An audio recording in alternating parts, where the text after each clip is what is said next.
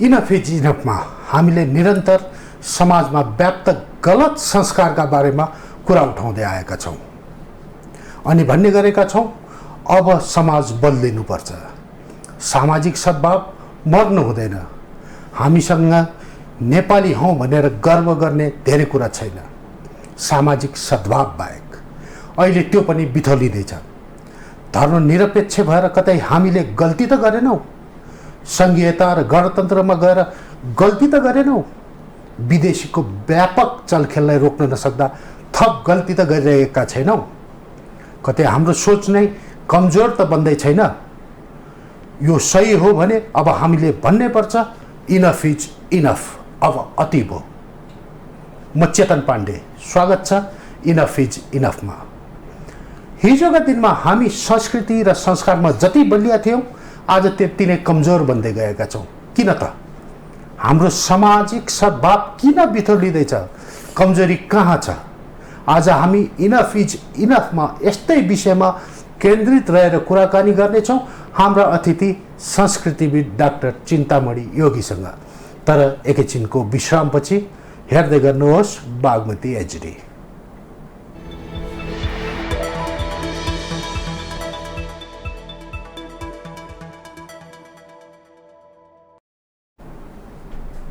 स्वागत छ। मैले अहिले पनि भने हिजोका दिनमा हामी संस्कृति र संस्कारमा जति बलिया थियौँ आज त्यति नै कमजोर बन्दै गएका छौँ। किन त? हाम्रो सामाजिक सद्भाव किन बिथोलिँदैछ? कमजोरी कहाँ छ? संस्कृतिविद डाक्टर चिन्तामणि योगीलाई यो प्रश्न सोध्नु अघि हेरौँ एउटा रिपोर्ट।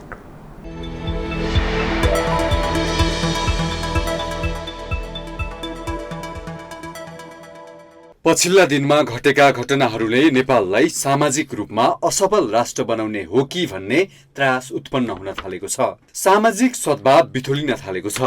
धार्मिक तथा जातीय विभेदले चरम रूप लिन थालेको छ। यस्ता सोच र घटनाले राष्ट्रको समृद्धि नै बिथोलिँदैछ।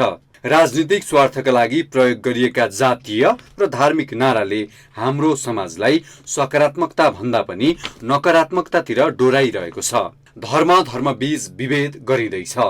पहिचानका नाममा एउटा धर्मले अर्को धर्मलाई, एउटा जातिले अर्को जातिलाई अनि एउटा वर्णले अर्को वर्णलाई होच्याउन थालेका छन्। भनिन्छ, सुनिन्छ अनि कतिपय अवस्थामा बुझिन्छ पनि नेपालमा सामाजिक सद्भाव बिथोलिन विदेशीले निकै चलखेल गरिरहेका छन्। एउटा धर्म मान्नेले अर्को धर्म मान्नेसँग काँधमा काँध मिलाएर हिँड्ने वातावरणमा भाँजो हाल्न थालिएको छ। त्यही कारण सामाजिक अपराध निकै बढ्न थालेको छ। हामी अहिले धर्मनिरपेक्ष राष्ट्रका बासिन्दा हौं। कतै धर्मनिरपेक्षता नै हाम्रो लागि अभाव सिद्ध त भइसकेको छैन, कतै हामी आफ्नै संस्कार त्यागेर विदेशीको इशारामा नाच्न त थालेका छैनौं, कतै हामीले धर्मलाई राजनीतिक स्वार्थमा प्रयोग गरे जनताको संवेदनामाथि त खेलिरहेका छैनौं, व्यवस्थामाथि नै प्रश्न उठाउने मौका त दिइरहेका छैनौं। अहिले जताततै यही प्रश्न गर्न थालिएको छ। फेरि पनि भन्नै पर्छ, हामी विदेशीको इशारामा नाचेर असफल राष्ट्र बन्ने कि काँधमा काँध मिलाएर सफल राष्ट्रका नागरिक बन्ने? राष्ट्रलाई असफल र कमजोर बन्नबाट रोक्न राज्य संयन्त्र, राजनीतिक दल र स्वयं नागरिक समाज सचेत बन्नै पर्छ, अन्यथा भन्नै पर्ने हुन्छ इनफ इज इनफ।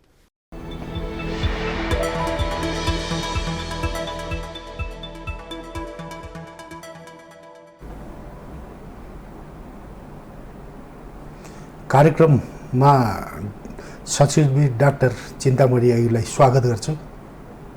हजुर, धन्यवाद चेतनजी, बडा राम्रो कार्यक्रममा बोलाउनु भयो, साह्रै खुसी लाग्यो। यो कार्यक्रम सुन्ने हेर्ने सबै मित्रहरूलाई धन्यवाद छ र बागमती सभ्यताका सम्पूर्ण सञ्चालक व्यवस्थापक सबै टिमलाई सबको जय होस्, सबको मङ्गल होस्। बागमतीको पवित्रता, बागमतीको सुन्दरता, बागमतीको शीतलता, बागमती एउटा प्रतीक हो, नेपालभरि पुगोस्। नेपालभरि मात्र होइन, नेपालको भावना राख्ने प्रत्येक नेपाली जो जहाँ छन्, जस्तो छन्, जे अवस्थामा छन्, सबैको जय होस्, मङ्गल होस्। धन्यवाद। कुरा सुरु गरिहाल्यौँ होइन, यहाँ नि भन्नुहोस्, हाम्रो सांस्कृतिक र सामाजिक अवस्था कता जाँदैछ, के हुँदैछ यो देशमा? धन्यवाद चेतनजी, तपाईँका सुरुका कुरा सुन्दा मलाई बडा खुसी लाग्यो, उत्साह पनि भयो र मिडियाका साथीहरूले कहिलेकाहीँ मार्मिक कुरा गर्दा हामीलाई अझ बढी प्रेरणा हुन्छ। कहिलेकाहीँ मिडियाका साथीहरू पनि मूलधारबाट मूल चिन्तनबाट यताउता लागे कि भन्ने चिन्ता कहिलेकाहीँ हुन्छ। त्यो बेलामा तपाईँको शब्दलाई सम्मान गर्छु। र तपाईँको नाम पनि चेतन पाण्डे। ल है, सबै चेतनशील बन्नुपर्छ। जस्तो सुकै आपत्तिको विपत्तिको समस्याको बेलामा पनि तमसोमा ज्योतिर्गमयको साधना गर्नुपर्छ। तनबाट चेतनमा जानै पर्छ। One has to go after all ritual to spiritual, body to beyond body, some kind of spiritual body, spiritual journey भन्ने विश्वास हो। र तपाईँको शब्दलाई सम्मान गर्दै म यसो चित्र सोचिराखेको थिएँ, हाम्रो देश कस्तो दसैँ आयो भने तपाईँको कसैले सारङ्गी रेटेर होला, कसैले पिङ खेलेर होला, कसैले चण्डी पाठ गरेर होला, कसैले चण्डी नाच गरेर होला, कसैले सेलरोटी के पकाएर होला रम्ने हाम्रो दसैँ अब के होला भन्ने चिन्ता। आज इन्द्र जात्राको दिन कल्पना गर्नुहोस्, कुनै बेलामा स्वर्गलोकमा पनि पारिजातको फुल नभएको बेला कहाँ पाइन्छ संसारमा, पृथ्वीमा भन्दा नेपालमा पाइन्छ, कहाँ पाइन्छ, काठमाडौँ पाइन्छ भनेर इन्द्र देवताले पनि पारिजातको फुल खोज्नको लागि नेपालमा आउनुपर्ने हाम्रो नेपाल कस्तो थियो होला। इन्द्र देवता नि आत्तिन थाले होला नि, आत्तिन थाले। अनि फेरि अनि हेर्नु सुन्नु न, अनि त्यो पारिजात खोज्न आएको बेलामा चोर्न आयो, खबरदार नसोधिकन लिन पाइँदैन, नसोधिकन कसैको बगैँचामा छिर्न पाइँदैन, नसोधिकन कसैको बगैँचाको फुल पनि टिप्न पाइँदैन। एउटा सामान्य किसानले सामान्य त्यो के अरे त्यो बगैँचाको हेरचाह गर्ने मालीले इन्द्रलाई समेत बाँधिदिने, फेरि इन्द्र भाग्न खोज्दा भाग्न नसक्ने, डोरी फुस्काउन नसक्ने, के भएको होला भन्दा मालीले भन्छ होइन यो डोरी सामान्य डोरी होइन, यानि कि तन्त्रबाट बनेको डोरी। हामीले पहिला पहिला भन्ने गर्थ्यौँ नेपालमा जातीय विभेद छ, त्यसको अन्त्य गर्नुपर्छ, यताउता त्यसका लागि कति आन्दोलन भए, कति लडाइँ भए, युद्ध भए। तर त्यो जातीय विभेद हिजो बढी थियो कि आज बढी छ जस्तो लाग्छ यार? दुईटा कुरा। सबभन्दा पहिले त हिजोको दिनमा जातीय विभेद थियो वा थिएन भन्ने बारेमा पनि फेरि हामीले फेरि डिस्कस गर्नुपर्ने हुन्छ, किनकि तिहारको बेलामा हिजो ठुलाले गरे भन्थे आज अरूले गरे कि आफूलाई जनजाति भन्नेले थियो वा थिएन भन्ने बारेमा हामीले विचार गर्नुपर्ने हुन्छ। किनकि तिहारको बेलामा भैलो देउसी खेल्ने बेलामा हामीले भैलो देउसी खेल्न आएको को मान्छे हो जाति सोध्दैनौँ। अरू त्यो जो मान्छे भैलो देउसी खेल्न जान्छ ऊ पनि कसको घरमा गयो, बाहुन हो कि नेवार हो कि पहाडी हो कि मधेसी हो कि पूर्वेली पश्चिमी, उसले पनि विभेद गर्दैन। यानि कि नेपालमा नभएको कुरालाई अथवा सामान्य रूपमा भएका कुरालाई पनि त्यसलाई एकदमै एक्जाजरेट गरेर, त्यसलाई एकदमै नेगेटिभली प्रेजेन्ट गरेर, विदेशीहरूको पैसा खाएर धुमधाम गरेर मानव सारा दुनियाँको अत्याचार यहीँ छ, विभेद यहीँ छ, हिंसा त्यहीँ छ, सारा प्रकारका सामाजिक उत्पीडन यहीँ छन् भनेर नेपाललाई तपाईँको चाहिँ एकदमै त्यस रूपमा चित्रित गरियो। होइन भने नेपाल भनेको त्यो देश हो, राजा महेन्द्र मल्लले तबसम्म भोजन गर्दैनथे जबसम्म उपत्यकामा सबैको घरबाट धुवाँ पुत्ताउँदैन थियो। यो तपाईँको नेपाल हो। र लाग्छ अहिले आएर कता कता यो हाम्रो देशमा त्यो सद्भाव झन्झन कमजोर हुँदै गयो। पहिले हामी बसमा यात्रा गर्ने बेलामा पनि अथवा चाडपर्व गर्ने बेलामा पनि कति रमेर गर्थ्यौँ। तपाईँको रोपाईको बेलामा पनि गीत गाउने हामी, घाँसपात गर्ने बेलामा पनि गीत गाउने हामी, उकाली ओह्राली गर्ने बेला पनि गीत गाएर नाचेर अनेक प्रकारले सुख दुःख कथा व्यथालाई भुलाउने हामी नेपाली आज कोही बाहुन भएको, नेवार भएको, पूर्व भएको, पश्चिम भएको, यो पार्टीको त्यो पार्टी कति, अब तपाईँको चाहिँ नेपालमा नेपालकै नेतालाई पनि थाहा नहुने अवस्था आइसकेपछि देश कहाँ जाने हो? कसले बिथोल्यो त यो सद्भाव? यहाँको कसले बिथोल्यो? अब म एउटा शिक्षा क्षेत्रमा लागेको मान्छे, धार्मिक क्षेत्रको मान्छे, मैले नैतिक रूपमा कुरा गर्नुपर्ने हुन्छ। कसले बिथोल्यो भन्ने बेलामा अर्कालाई आरोप लगाउनुभन्दा पहिले मैले बिथोलेँ, हामीले बिथोल्यौँ। हामीले हाम्रो देशको संस्कृति के हो, संस्कार के हो, कथा के हो, गाथा के हो, हाम्रो गरिमा के हो, हाम्रो गौरव के हो, वास्तवमा नेपाल के हो। नेपाल नाम आफैमा सनातनको परिचय हो, नेपाल नाम आफैमा हाम्रो कुल परम्परा मूल परम्पराको परिचय हो, नेपाल नाम आफैमा वैदिक चिन्तनको परिचय हो। यो सबभन्दा पहिले हामीले बिथोल्यौँ र फेरि हामीलाई किन्नका लागि, हामीलाई खेलाउनका लागि, हामीलाई बाँड्नका लागि, भाँड्नका लागि, मिसगाइड गर्नका लागि पूर्व पनि आयो, पश्चिम पनि आयो, उत्तर पनि आयो, दक्षिण पनि आयो। कसैले किताब लिएर आयो, कसैले बन्दुक लिएर आयो, कसैले डलर लिएर आयो, कसैले भ्रम लिएर आयो, कसैले के लिएर आयो। हामी नेपाली सजिलोसँग, हामी नेपालीको प्लस र माइनस एउटा पोइन्ट छ। प्लस पोइन्ट हामी इमान्दार छौँ, हामी सरल छौँ, हामी सहज छौँ, हामी सबैलाई माया गर्छौँ, यो हाम्रो प्लस पोइन्ट हो। हाम्रो नेताहरू लोभी पनि छन् अनि माइनस पोइन्ट चाहिँ फेरि त्यसैलाई एक्सप्लोइट गर्ने विदेशी पनि छन्। हाम्रो जुन सोझोपन छ नि, हाम्रो त्यो एउटा इनोसेन्ट टाइप अफ नेचर, त्यो महर्षि महेश्वरीसँगको जुन एउटा ग्लोबल मिसन छ, म त्योसँग पनि सम्बद्ध छु। महर्षि परिवारका मान्छेले भन्छन् नेपालका मान्छे कस्ता भने ध्यान नगरे पनि ध्यानी, ज्ञान नभए पनि ज्ञानी। यस्ता सरल नेपाली जुन छन्, हाम्रो सरलपनलाई, हाम्रो त्यो सोझोपनलाई, हाम्रो इमान्दारितालाई, हाम्रो त्यो भलादमीपनलाई मिसगाइड गरियो र त्यसमा केही निश्चित के नेताहरूले, निश्चित के व्यक्तिहरूले साँच्चीकै एक्सप्लोइट गरे, साँच्चीकै देशलाई बर्बाद पारे। हिजोका दिनमा हामीले कसैले कुनै जातले छोयो भने पानी पनि प्रदूषित हुन्छ जस्तो गर्यौँ, त्यसकै त्यो कुण्ठा निक्ल्या होइन अहिले? त्यो पनि भन्न सकिन्छ। कतै कतै कुनै ठाउँमा त्यस्ता खालका कुरा पनि भएका हुन्, त्यसलाई हामीले चाहिँ स्वीकार्नुपर्छ। जबसम्म हामी स्वीकार गर्दैनौँ तबसम्म हामी सुधार गर्दैनौँ। म तपाईँलाई जानकारीको लागि आज इन्द्र जात्रा, अब कहिले आज के बार पर्यो, पर्सिबाट तपाईँको सोह्र श्राद्ध सुरु हुँदैछ। अहिले तपाईँको पोखरामा सोह्र श्राद्धको बेलामा त्यहाँका दलित मित्रहरू, बराइलीहरू, सबै गणेश बराइलीजीको नेतृत्वमा विश्वकर्मा समाज नेपाल छ। बाकायदा तपाईँको दलित परिवारका मान्छेलाई नै हामीले कर्मकाण्डको प्रशिक्षण दिने, सोह्र श्राद्ध कसरी गर्ने भनेर प्रशिक्षण दिने भनेर बाकायदा प्रशिक्षण सुरु भएको छ। यस्ता राम्रा कुरा छन्, सुधारका कामहरू हुन थालेका छन्। तर हिजोका दिनमा त हामीले जसले मूर्ति बनाउँथ्यो उसलाई नै मन्दिर प्रवेश हिजोको दिनमा दुईटा कुरा छ के अरे चेतनजी, धन्यवाद। हिजोको दिनमा तपाईँका चाहिँ नकारात्मक कुरा पनि छ, मैले भनिहालेँ। स्वीकार नगर्दासम्म सुधार हुँदैन है। तर हिजोको दिनमा हामीले यो पनि भुल्नु हुँदैन, सबभन्दा पहिले पृथ्वीनारायण शाहले आर्थिक व्यवस्थापन कसरी गर्ने, आर्थिक सशक्तिकरण सुदृढीकरण कसरी गर्ने भन्दा सबभन्दा पहिले विश्वनगर चिका गएर सल्लाह लिएको, त्यो कुरा पनि हामीले भुल्नु हुँदैन। गोरखनाथ परम्परामा बनेको देश हो, गोरखनाथको आशीर्वादबाट पृथ्वीनारायण शाहले तपाईँको संरचना गरेको, सबैलाई जोडेको देश हो। जोगीहरूले घर घरमा गएर अलग जगाउँदै सबैलाई जोड्ने बेलामा, त्यो बेलामा जातिपाती समुदाय सम्प्रदाय भनेर कसैलाई छुट्याएको होइन। नेपाल भनेको जातीय सद्भावको, सामाजिक सद्भावको, साम्प्रदायिक सद्भावको विश्वकै अनौठो उदाहरण हो। तथापि कतै कतै कुनै ठाउँमा केही व्यक्तिहरूले मन्दिर प्रवेश निषेध गरेकै हो, कतै कतै कुनै ठाउँमा पानी खाने बेलामा हेलचक्राइ अथवा बदमासी अथवा दुष्टता गरेकै हो। तर समाज साह्रै अगाडि बढेको छ। हामी सबैले सबैलाई स्वीकार गर्नुपर्छ। तर सानो कुरालाई तपाईँको धेरै ठुलो एक्जाजरेट गरेर एनजिओ र आइएनजिओले जुन खेल खेले, पोलिटिकल पार्टिजले जुन तपाईँको खेल खेले, मान्छेलाई मान्छेप्रति घृणा गर्न जुन सिकाए, त्यो तपाईँको साह्रै डरलाग्दो कुरा हो। यसबाट हामी सावधान बन्नुपर्छ।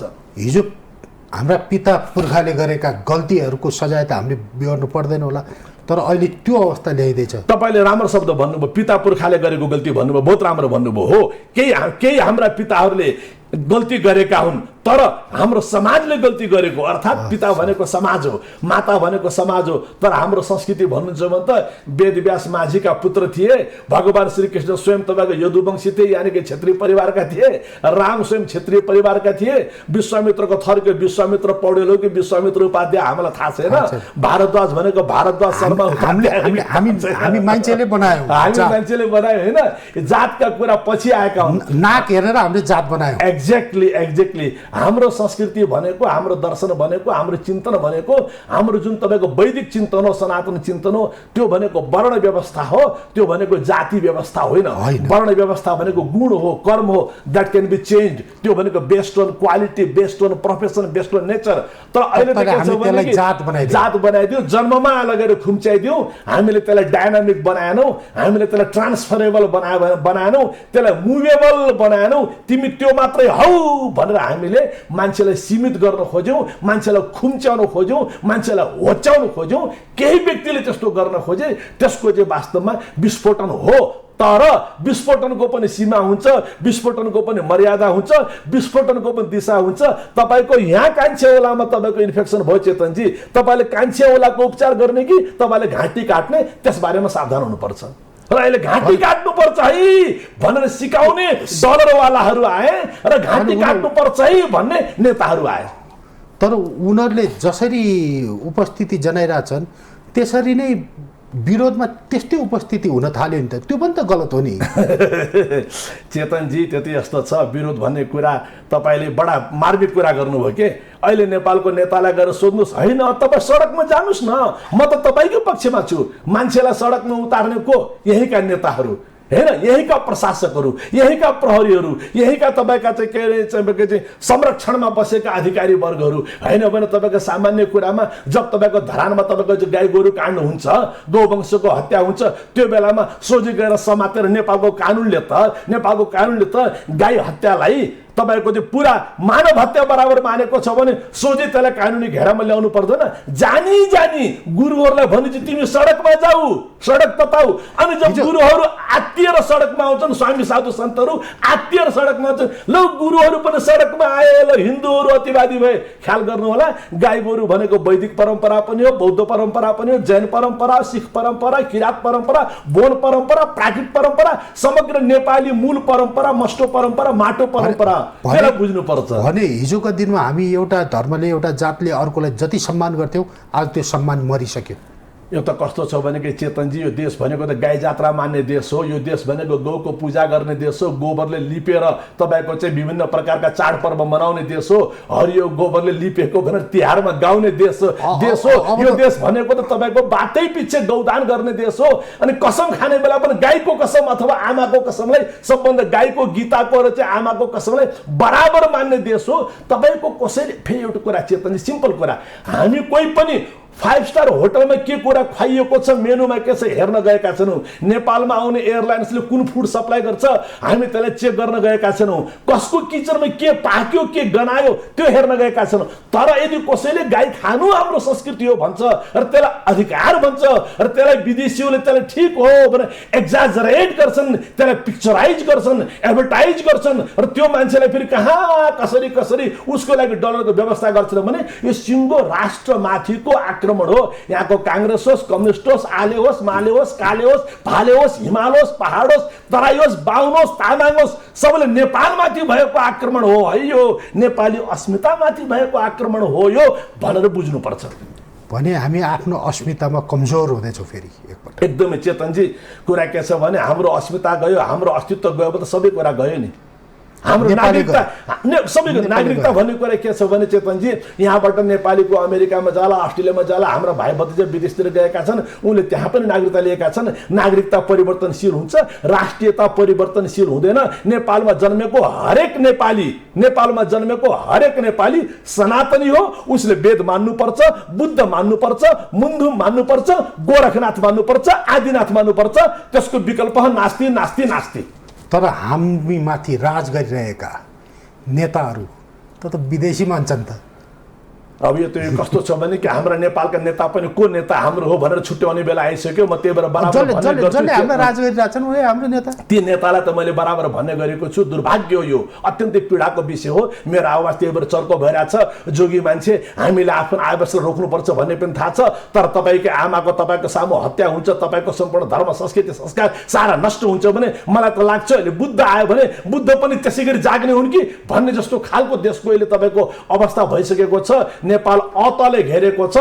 अधार्मिक, अदृश्य, अधार्मिक, अराष्ट्रिय, अराजक, अपराधी तत्व र नेता बिचराहरू तिनीहरूको पन्जामा छन्, तिनीहरूको शिकार भएका छन्, तिनीहरूको चाकरी गरिरहेका छन् र भन्छन् म नेता हुँ। यहाँसँग हामी कुराकानीको क्रम जारी राख्छौँ। तर एकैछिन हेरौँ जनताले पनि के भनेका छन् हाम्रो धर्म संस्कृतिका बारेमा। धन्यवाद।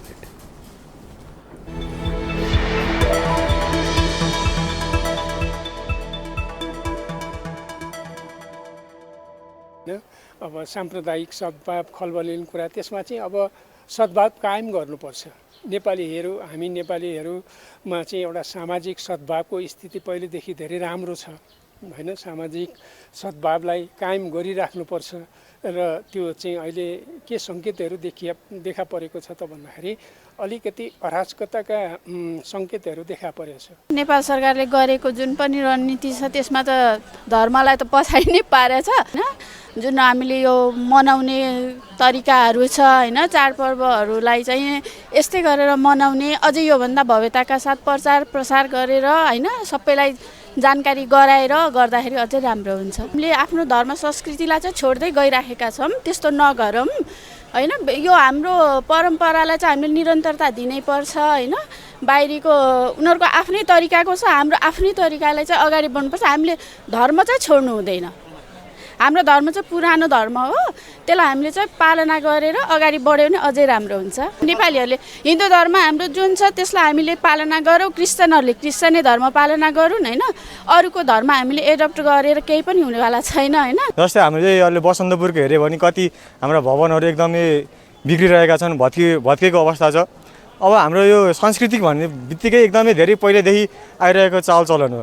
हेर्नुहोस् अहिले हाम्रो गाउँतिरको पहिलेदेखिको चलन भनेको हाम्रो अहिले एउटा दिवाली भन्ने छ। दिवालीमा हाम्रो त्यहाँनिर अहिले हाम्रो पहिलेदेखिको चलन भनेको हाम्रो बोका काट्ने, के काट्ने, यस्ता धामी झाँक्री बस्ने त्यो चलन छ। तर अहिले एकदम हाम्रो यो 21औं शताब्दी भनौँ, मोडर्न भन्यो, त्यो एकदम हाम्रो त्यो संस्कृतिहरूलाई अहिले गर्ने दिइरहेको छैन, हामीले लुकी गर्नु परिरहेको छ। त्यसले गर्दा पनि अहिले हाम्रो नेपालको संस्कृतिहरू चाहिँ अलिकति धरापमा देख्छु म। अब जस्तै अब हाम्रो त्यहाँनिर अहिले त्यो गाई गोरु खाइरहेका छन्, हो त्यस्ता खालका पुरै विकृतिहरूलाई चाहिँ अहिले आइरहेको हो नि त, त्यो त पहिलेदेखि त खाएको छैन हो, त्यस्तोलाई चाहिँ हामीले हटाउनु पर्छ। धर्ममा हिन्दू धर्ममाथि वितृष्णा ल्याइरहेको छ, प्रहार भयो।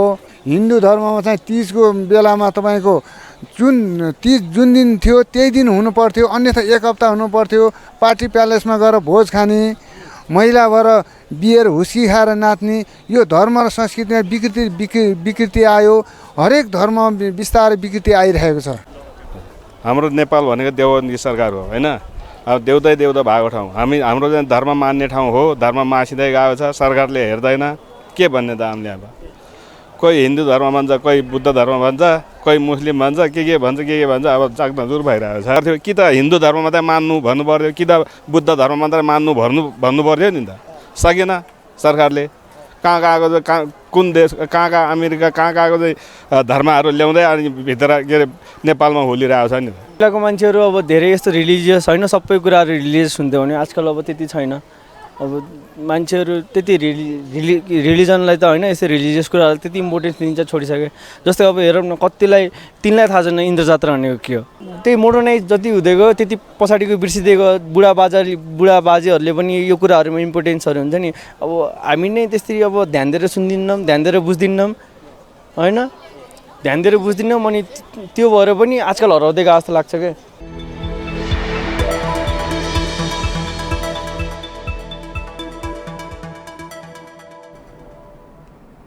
यहाँलाई फेरि स्वागत गर्छु। हजुर धन्यवाद चेतनजी।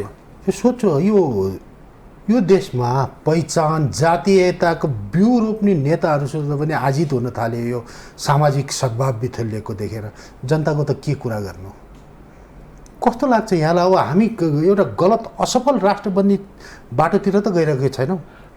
तपाईँको चेतनजी धन्यवाद छ। अहिले भर्खरै अग्निप्रसाद सापकोटाजी, उहाँको साँच्चैकै ज्ञानाग्नि जागोस्।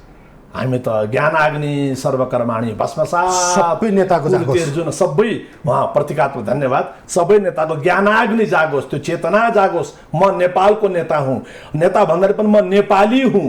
म पुर्खाको परम्परालाई बोक्ने, मेरा पनि भोलि छोराछोरी छन्, मेरा पनि नाति नातिना छन्, उनले पनि भोलि मेरो हिस्ट्रीको बारेमा पढ्नुपर्ने हुन्छ है। त्यो बेलामा मेरो नाम रावणको लिस्टमा, मेरो नाम कंसको लिस्टमा नआओस् है, हिटलर र मुसोलिनीको लिस्टमा नआओस् है भनेर भन्नुपर्ने। यस्तो नहोस् कि भोलि हाम्रा नेपालका नेताका छोराछोरीहरूलाई, नाति नातिनाहरूलाई नेपालमा बस्दा असुरक्षा हुने, अपमान हुने, लज्जा हुने, ग्लानि हुने। म त फलानो बाजेको फलानो बजेको नातिनी पो रहेछु, नाति पो रहेछु भनेर त्यस्तो नहोस्। त्यो उनको ज्ञानाग्नि जागो, सबभन्दा पहिले मेरो निवेदन त्यो छ। अर्को कुरा चेतनजी, पानीमाथि ओभानो बन्न पाइँदैन।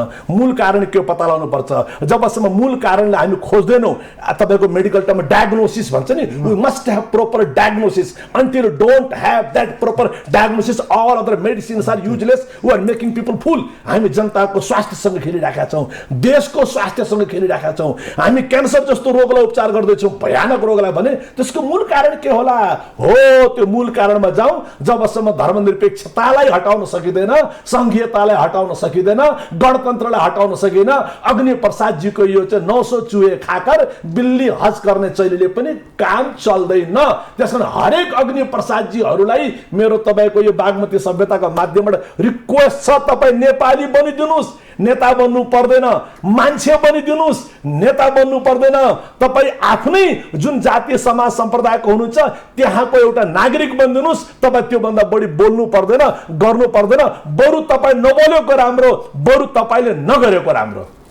यहाँले भन्नुभयो जस्तै मानव राजतन्त्र आयो, सङ्घीयता गयो, सबै व्यवस्था नै परिवर्तन भयो। के मान्छेको सोचमा परिवर्तन आउन सक्छ एउटा व्यवस्थालाई हटाउँदैमा?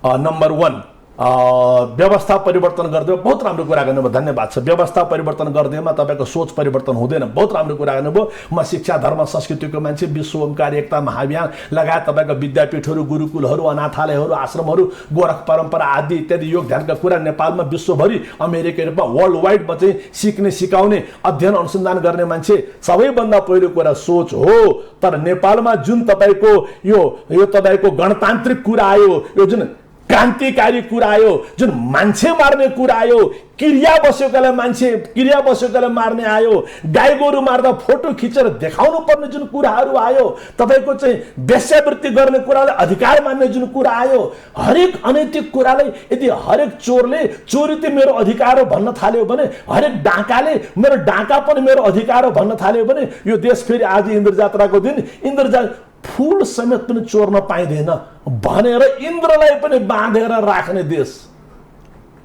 कल्पना गर्नुहोस्, फूल पनि चोर्न पाइँदैन। हामीले स्वर्गको राजालाई त बाँध्यो, आफ्नै राजालाई बाँध्न सकेनौँ नि। बाँध्नुपर्छ हामीले। हाम्रा ती शासकहरू पनि कारण छ नि। बिल्कुल, जो तपाईँको देश विरुद्ध, धर्म विरुद्ध, संस्कृति विरुद्ध जान्छन् तिनलाई बाँध्न सक्ने हाम्रो जुन संस्कृति हो त्यसलाई हामीले स्वीकार्नु पर्छ। त्यही भएर म त स्पष्ट भयो चेतनजी, हामीले धेरै नयाँ कुरा केही गर्नु पर्दैन। हामीले कतै कसैको समाजवाद, साम्यवाद के बात हामीले पढ्नु पर्दैन। कुनै पनि विश्वको द्वन्द्वात्मक भौतिकवाद हामीलाई चाहिँदैन। हामीलाई वेदको समतावादले पुग्छ, हामीलाई बुद्धको अहिंसावादले पुग्छ, हामीलाई मुन्धुमको प्रकृतिवादले पुग्छ, हामीलाई गोरखनाथको सहजवादले पुग्छ, हामीलाई हाम्रै ऋषिहरूको समन्वयात्मक अध्यात्मवादले पुग्छ। हामीलाई विदेशीवाद चाहिँदैन।